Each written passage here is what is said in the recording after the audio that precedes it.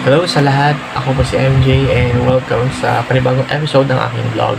And for today's episode, gagawin lang natin ay magbibigay lang ako ng honest review, but honest and brief review sa mga Metro Manila Film Festival entries, especially sa mga napanood kong mga movies. Actually, meron tayong 10 entries ng MMFF 2023. And sa 10 na yun ay 4 lang ang aking napanood. And brief insights and reaction sa mga napanood ko. And unahin natin Firefly ng GMA Pictures and GMA Public Affairs, directed by Zig Dulay. I-ready nyo lang yung mata at yung syempre tissue din kung sakaling maiyak kayo ganyan, kasi it's a one of a kind experience din yan. Honest review lang dito sa movie na ito, and syempre nakakaantig ang bawat mga eksena dito. Well, masaya at feel good movie din to, kasi para ka lang anong pinapaalala to sa movie na to na masaya maging bata, masaya mamuhay, and let's appreciate small things. This movie, syempre, punong-puno ng puso yan. Tsaka, napaka madamdamin yung mensahe na bawat eksena na pinapaiwatig sa mga manonood talaga. Doon sa technicalities, syempre, bongga yung cinematography, tsaka yung screenplay, then yung editing, syempre, consistent. From the beginning until the end, ang ganda ng pagkaka-edit ng film.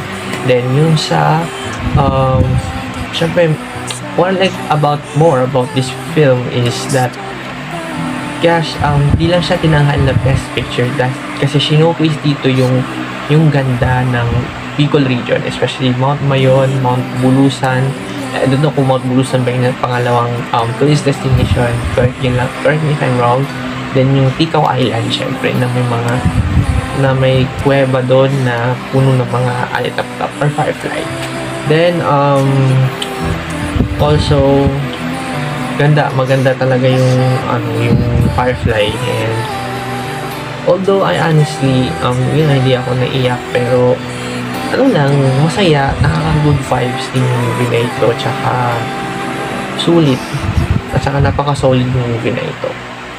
Then, next is Malyari. Huwag ka ng Malyari. Ready nyo na ang mga langalan ninyo, kasi siguradong talagang titili kayo ng malala. Then, starring Piolo Pascual. Ayan. Well, syempre, basically, this is inspired by the true story of Father Juan Severino Malyari. It's the first documented serial killer in the Philippines. Well, dun pa lang sa movie na yun, hindi lang ako na-curious sa kung anong kwento ng movie na ito, o yung kwento ng buhay ni Father Malyari, kung bakit ganon or humantong sa kwento na ganun.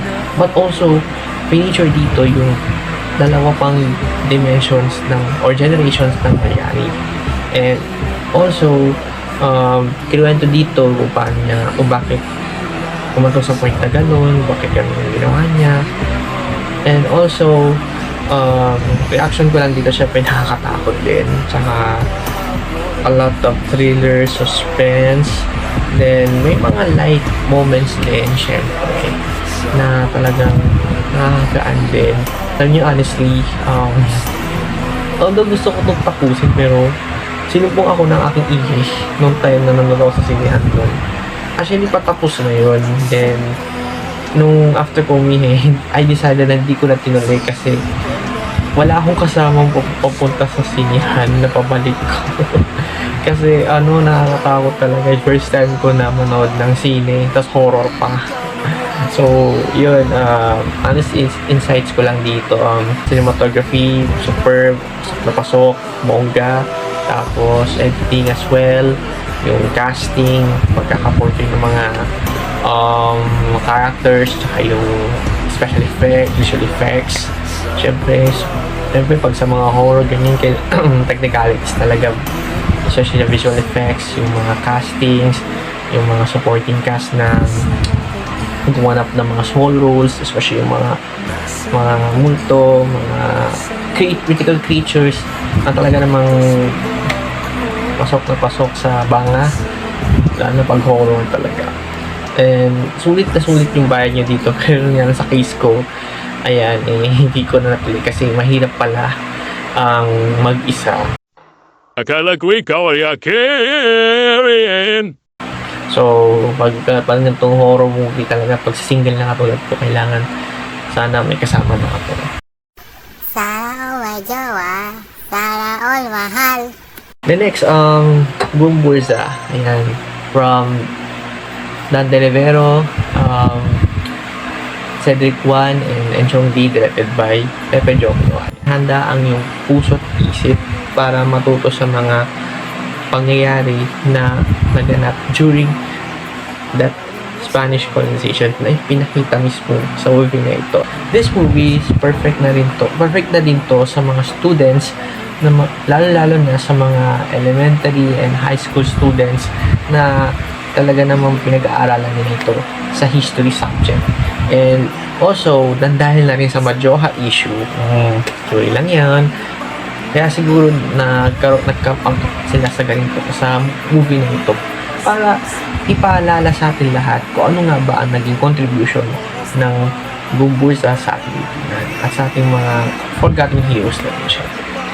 And also, sa technicalities, syempre cinematography, superb, especially the lightings talaga. Bongga yung lightings na doon. Lalo nung parang binalik ka sa, or nag-time travel ka sa 1800s, ganyan, nung time na Spanish colonization, ganyan. Nandun ko filming ambience na talagang nag-time travel ka. So, while you watching this movie talaga. And highly recommend it talaga. As what I mentioned, syempre, I really recommend it to sa mga students, sa mga other people na talagang enthusiast pagdating sa kasaysayan talaga ng ating bansa. Then, lastly,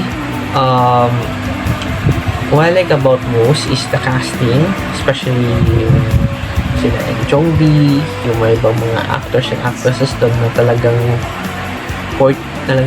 painigan nila yung mga roles nila doon.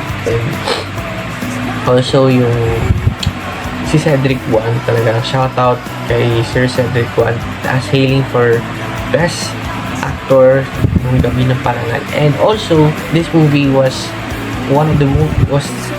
bagged multiple awards during Gabi ng Parangal. Talaga namang high recommended and quality films ang mga naka-line up ngayon.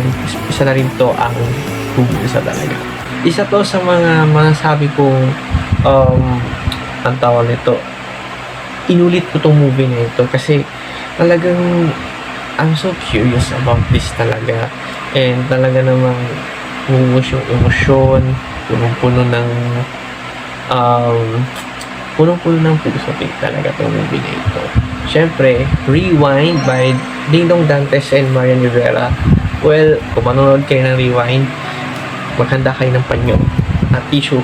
Pero maraming mga lessons na ipapaalala sa iyo, hindi lang sa mga mag-asawa, hindi lang sa magjowa, kundi sa mga individual na din na nagbabalak din magkaroon ng relationship. At the same time, yung gustong itama yung mga pagkakamali at matuto sa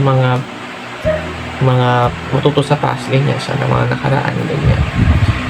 Ang dami kong na-realization sa movie na ito, and talagang kahit ako napaiyak din ako sa mga eksena nila doon, dahil na yung linyahan nila Marian at yung pagsisisi ni Ding Dong talaga. And how ironic na this is one of the Filipino movies na nakapagpaiyak sa akin, kasi hindi naman ako ganun ka parang expressive while I'm watching movies, lalo na pag drama. And yun nga hindi ako mahilig sa manood ng drama, pero dahil na rin sa curiosity na din, and I watched this movie talaga, and talagang deserve the hype talaga. And lalo paglabas ko ng sine, haba ng pila, ganyan, dami mga tao na nanonood, ganyan, blockbuster, movie na ito talagang deserve talaga na tanghalin bilang box office for this edition ng MFF na talagang solid at sulit yung bayad nyo talaga. Technicality, syempre, consistency sa cinematography, konting improvement pa.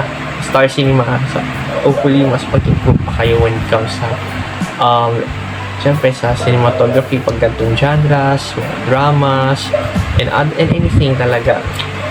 Also, consistency sa storyline, na talagang kailangan mas mas conviction pa. Kumbaga, yung hindi talaga mabibitin talaga. I admit it na medyo nabitin lang ako doon sa part na yung nagkaroon ng lamat sa relationship ni John at saka yung tatay niya. So, it could be better kung naipakita pa yun. So, ayun, the rest was overall panalong-panalo yung movie na ito, and talagang deserve na pinilahan talaga. Although hindi lang ng Rewind, pati lahat ng mga movies na talagang masasabi natin quality and highly recommended talagang panoorin.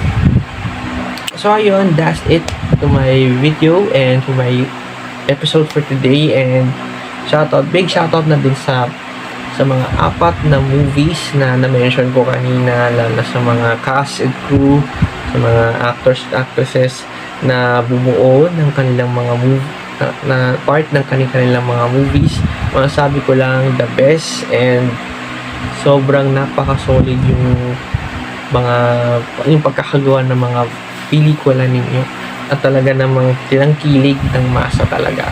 And also, shoutout din sa 6 pang mga hindi ko napanood, and I know na gusto ko din mapanood yung mga natitira pang 6 na movies, pero kung kaya talaga and kung available sana sa amin sa SM Tarlac, but honestly, gusto kong panoorin yung mga trailers. Sa susunod na vlog, papanoorin natin yung mga 6 remaining movies, especially yung mga trailers na talagang gusto ko din i-react din, and gusto ko magbigay ng insights din. Thank you sa lahat thank you sa mga nanood ng aking ng video na ito, and huwag mo kakalimutan mag-subscribe sa aking channel, and like mo na din, and i-share mo na ito sa lahat for many updates and notifications na din para makapag-enjoy ka sa mga susunod ko pang mga ipapakita ng mga videos.